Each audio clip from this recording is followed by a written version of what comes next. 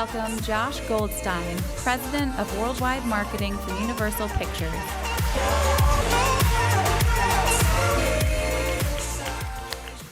Good evening, Brandcast. At Universal, our job is to tell stories. For over 100 years, we have brought some of the most iconic films and characters to the big screen. And this year, we are off to an exceptional start, with record-breaking releases for 50 Shades of Grey, Furious 7, and new installments. Yeah, Furious 7, all right. Woo! And new installments of Pitch Perfect, Jurassic World, Ted, and the Minions still to come. As head of marketing, I'm fortunate to work with really the most talented team in the movie business. Together, it is our job to sort of deconstruct these stories, to figure out what are the salient human elements of comedy and drama, spectacle and fantasy, that will really capture the imagination and create that necessary urgency to get people out of their homes, off of their phones, and frankly, into a movie theater. It will come as no surprise to all of you that in a world where there has never been more competition for people's time and attention, that this absolutely is not as easy as it once was. There was a time when the media landscape was so concentrated that a few well-placed ads on broadcast would guarantee you your audience. But in today's utterly fragmented terrain, it just simply isn't possible. So from one perspective, it's a pretty terrifying time to be a marketer, especially a film marketer who has to launch literally a new brand, often starting with zero awareness, nearly every weekend. But from another perspective, I really believe we are entering the most exciting time in my 25 years of doing this. A new golden age of opportunity, and here's why. Every marketer knows that old cliche. Half the money I spend on advertising is wasted. I just don't know which half. But I believe, standing in front of you all today, that that's no longer actually true. Thanks to platforms like YouTube and advances in data science, we now find ourselves in a moment in time where we do know what is effective as never before. So I want to share with you how we at Universal have come to kind of embrace YouTube, not only as a well-trafficked creative platform, but it really is a sort of paradigm-shifting media outlet. So for me, the moment of awakening came through the work of a kind of remarkable producer, a guy named Jason Blum. Jason has created a truly dynamic and disruptive new model for making movies on micro budgets, mostly in the $1 to $5 million range. Films like The Purge, Ouija, The Boy Next Door. So way back in 2013, way back when, we saw a hole in the summer release schedule, and we decided to jump on that opportunity with The Purge. And really at the very last second. The only problem was there wasn't going to be much time for that all-important in-theater trailer play. Very important. And our head of digital convinced us to turn to YouTube and put some real money behind TrueView, where you really only pay after someone has watched more than 30 seconds.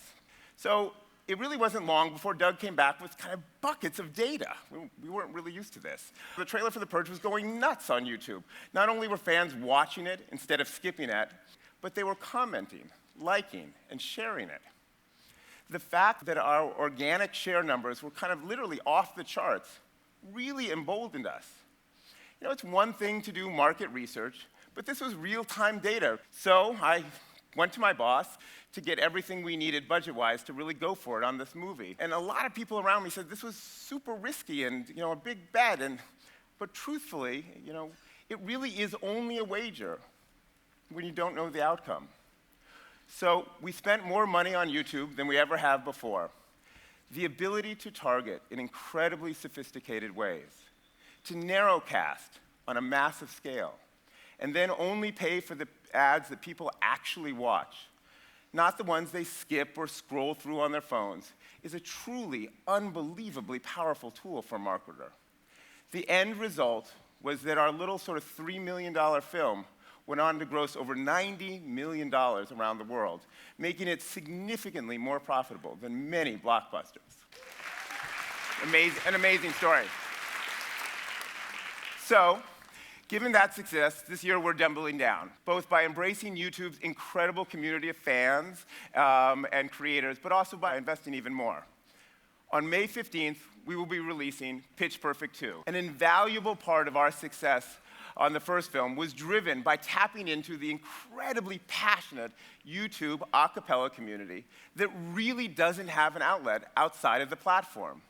That community is the one that saw the Anna Kendrick Cup video and viewed it over 200 million times and counting. But they didn't just view it. They created their own Cup video.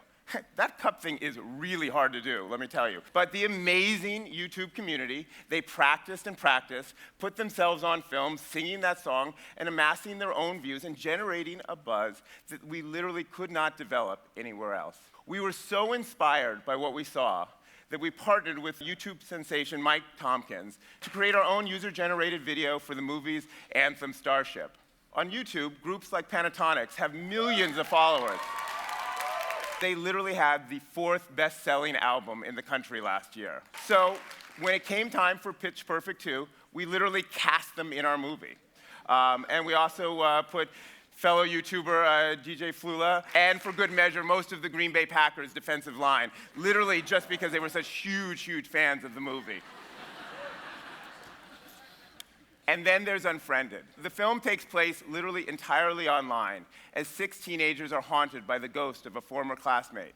It has no recognizable actors and literally cost about $1 million to make.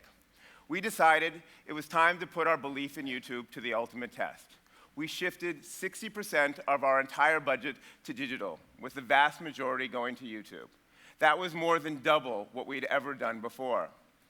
We used TrueView to test in real time what content was resonating and what was getting skipped, allowing our creative team to refine our message throughout the campaign.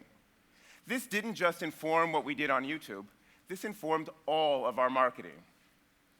Using our standard research tools that we use to sort of track movies, we saw that even by spending less than we ever thought possible, we were able to achieve higher levels of awareness in our core demographic than movies with campaigns costing twice, sometimes 3 times as much. I mean, for a movie marketer, this is truly, truly remarkable stuff.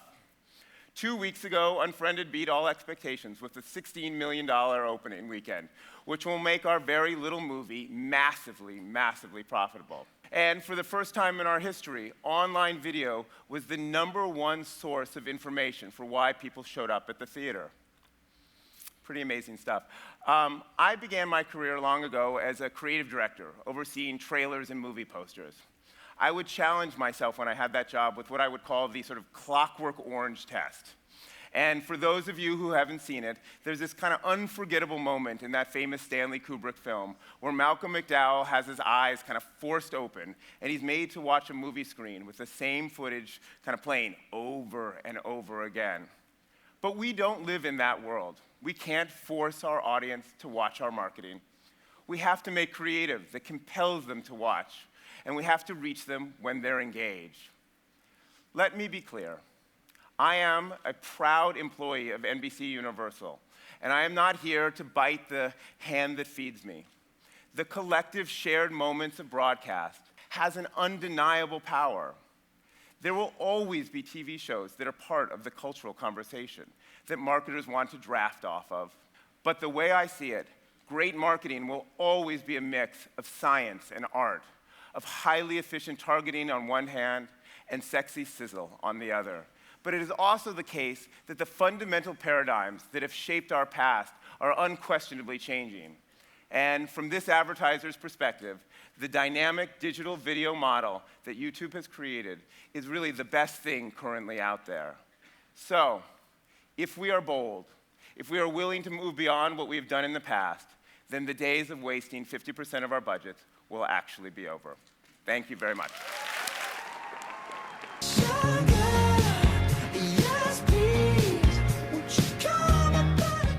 Ladies and gentlemen, please welcome